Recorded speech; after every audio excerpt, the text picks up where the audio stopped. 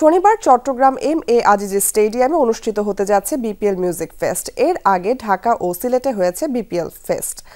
বিসিবির পরিচালক মঞ্জুর আলম জানান, বন্দর নগরীতেও এই মিউজিক ফেস্ট অনুষ্ঠিত হবে। এর মধ্যে এম.এ. আজিজি স্টেডিয়ামের দুটি কাউন্টারে 3টি ক্যাটাগরিতে অনলাইন ও অফলাইনের মাধ্যমে টিকিট বিক্রি করা হচ্ছে। প্লাটিনামের দর্শকদের 4,000, গোল্ড দর্শকদের 1500, গ্যালারির দর্শকদের জন্য 500 টাকা নির্ধারণ করা হয়েছে।